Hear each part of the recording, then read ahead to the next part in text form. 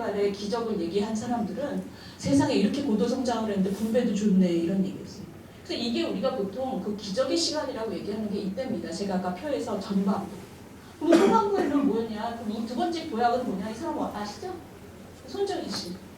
이 사람이 그 일본 텔레비 나가서 자랑하는 거 여러분 가셔서 유튜브에서 찾아보세요. 손정희, 김대중 이렇게 찾으시면 IMF 이후에 김대중 대통령이 이 사람한테 전화해서 청와대를 놀러 오라 그랬답니다. 그래서 이 사람이 어제 친구랑 같이 가겠다. 그래서 대통령이 그래라 같이 와라. 그래서 이 사람이 자기 친구 빌 게이츠를 데려왔다는 거예요. 청와대. 그래서 김대중 대통령이 지금 IMF로 우리나라 국민들이 다 너무 절망에 빠져 있는데 우리나라 국민 다시 일어날 수 있게 뭘 하면 되겠나 얘기 좀 해봐라. 이 사람이 일본 텔레비 나가서 자랑을 하는 거예요. 제가 그때 그래서 한국 국민들은 세 가지를 하면 됩니다. 첫 번째 인터넷 브로드밴드, 두 번째 인터넷 브로드밴드, 세 번째 인터넷 브로드밴드. 그래서 김대중 대통령이 옆에 친구분은 어떻게 생각하냐고 그랬대요. 그랬더니 빌 게이츠가 100% 공감한다고. 한국이 산업화는 늦게 시작했지만 인터넷 브로드밴드에다가 어마어마하게 투자를 하면 정보화에서는 세계 1등이 될 수 있다 라고 이제 얘기를 했고 김대중 대통령이 그래 해보자 그래서 이제 배석했다는 공무원들한테 지시를 했다는 거예요.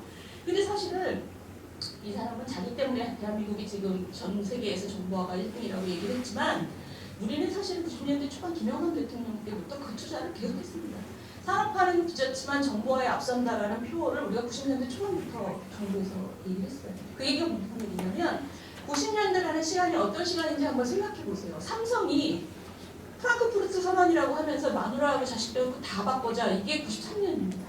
LG가 글로벌 개방 선언을 한 게 94년이에요. 이때가 뭐냐면 전 세계의 산업 지형이 기술 지형과 산업 지형이 완전히 바뀔 때입니다. IT 산업 기본으로.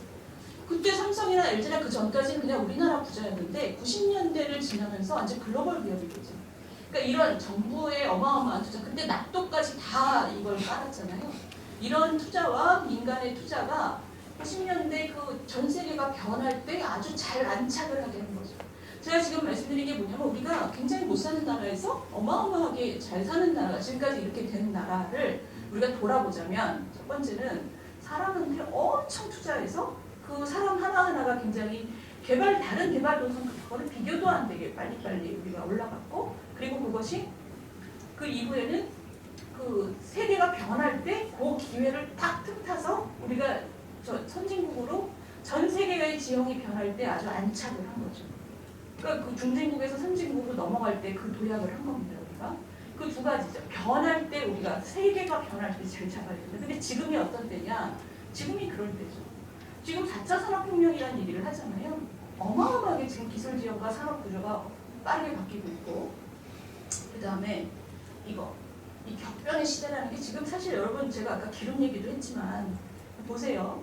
중국을 90년대 중국이 WTO 가입한다고 했을 때 미국이 후원했습니다. 미국이 2000년에 이게 클린턴 연설이거든요. 클린턴이 중국을 WTO에 가입시키면서 뭘 기대했냐면 자유무역 질서에다 중국을 집어넣으면 WTO에 가입시키면 중국이 변할 거다. 그래서 우리 자유민주주의 질서 아래 중국이 들어와서 너무나 사이좋게 서로 이롭게 살 거다. 그런데 지금 30년 지난 다음에 지금 어떤 상황이냐면 지금 미국이 중국에다 반도체 수출 다 막겠다는 거잖아요. 30년 해보니까 중국이랑 30년 친구처럼 지내려고 애써 왔더니 지금 보니까 중국이 무슨 개혁이냐. 지금 뭐 기술 뺏어가지. 자기네끼리 지금 제로 코비드 하는 거 보세요. 전 세계가 지금 코로나가 치사율이 떨어지면서 코로나랑 같이 살겠다고 해도 중국은 너네 서방보다 우리가 훨씬 잘났거든. 이걸 보이기 위해서 지금 제로 코로나 정책을 하면서 중국 경제가 지금 꼬나박고 있잖아요.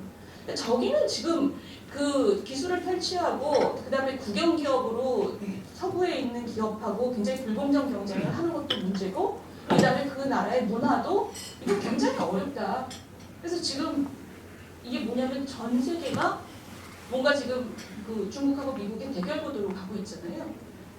그 어젠가요? 사우디가 왜 미국 뒤통수 쳤다는 게 얘기인데 사우디가 하루에 기름을 200만 배럴씩 감산하겠다. 그 얘기는 뭐냐면 사우디가 그렇게 오랫동안 미국의 혈맹처럼 같이 했어놓고 지금 사우디가 나 너네랑 이제 좀 거리를 두겠다. 지금 사실은 푸틴 옆에 쓴 거예요. 왜냐하면 지금 에너지 가격이 안정이 돼야지 서방이 우크라이나를 계속 도와줄 수 있고 미국은 뭐 중간 선거가 한 달 앞이잖아요. 바이든 아저씨가 가장 약한 부분이 인플레, 기름값이거든요. 근데 지금 이 상황에서 사우디가 저쪽에 섰다는 거는 세계가 지난 90년 이후에 30년 동안 자유무역 이 질서가 굉장히 강했고 우리는 물건을 싸게 만들어서 좋은 값에 팔고 굉장히 우리는 평화로운 시대를 살았던 거죠. 그리고 중간에 중국이 막 올라갈 때 중국의 부품을 팔아서 중국과 같이 지금 연동이 되면서 우리도 같이 올라갔고 우리는 그동안 잘 산 게 중국의 어깨에 있었기 때문에 가능했던 것도 굉장히 많습니다. 그런데 지금 보시면 전 세계가 중국과 소련과 이런 사우디 이런 아랍 국가들이 이런 자유민주주의를 표방하는 나라들하고 지금 블락이 만들어지고 있는 굉장히 30년간의 변화죠. 냉전이 완화된 다음에 이런 변화는 굉장히 큰 변화입니다. 그럼 우리나라는 자의적이든 타의적이든 간에 예전과 같이 중간에 적절히 우산 속에 숨어 있을 수 있는 시간이 이제 지나갔다라고 보입니다. 그럼 어떻게 해야 되느냐? 여기서 누군가의 편을 들려면 우리가 지향하는 가치하고 같은 곳에 편을 들 수밖에 없는 거죠. 그렇기 때문에 지금 많은 어려움들이 그러니까 저쪽에서도 더 어렵겠지만 이쪽에서도 역시 어려운 문제들이 이제 많은 거죠. 예를 들면 기업하시는 분들 중국에 사업체 굉장히 많이 갖고 계실 거예요. 이거를 앞으로 어떤 식으로 잘 매끄럽게 가져갈 거냐. 크게 적대감을 안 주면서. 그리고 지금 미사일 빵빵 쏴대잖아요. 왜 북한이 저러고 있는 이유 중에 뭐가 굉장히 중요하냐면 뒷배가 있는 거예요. 5년 전에 트럼프하고 그 일촉즉발까지 갈 때 북한은 그때도 깡패처럼 굴었지만 그때는 중국이나 러시아가 지금과 같지는 않아요. 지금은 푸틴 스스로도 핵 쏘겠다고 저러고 있잖아요. 지금 북한은 중국하고 러시아가 자기 뒤에 있다라고 지금 생각하고 더 깡패처럼 구는 거고. 그러니까 우리는 지금 무슨 핵실험이 임박했다는 언론들이 자주 나오는데 우리 한반도를 둘러싼 상황이 지난 30년 동안 우리가 얼마나 편안했나. 그게 지금 완전히 바뀌고 있는 거죠. 그 바뀌는 것 중에서 그럼 우리가 지금 통제할 수 있는 변수가 뭐냐. 아까 경제 위기도 우리가 통제할 수 있는 변수가 없다고 했잖아요. 고령화도 사실은 우리가 많이는 통제 못하죠. 팍 바꿀 수는 없는 문제죠. 그럼 우리가 이 중에서 할 수 있는 건 뭐냐. 오로지 하나밖에 없습니다. 우리 스스로가 훨씬 더 역량이 있고 적응력이 뛰어난 그런 존재가 되는 수밖에 없습니다. 적응력이 뛰어나고 그 다음에 사람들이 더 우수해서 외교 안보적인 그 식견도 훨씬 더 깊어지고 지금보다 훨씬 더 국민 개개인이 다 똑똑해지는 나라. 이때까지는 사실 그 정도는 아니었던 거죠. 그게 바로 구조개혁의 내용입니다. 노동시장도 지금 이 구조개혁이라는 게 우리가 이때 한참 잘 나갈 때 80년대 90년대 가지고 있던 제도들 중에서 지금 바뀐 게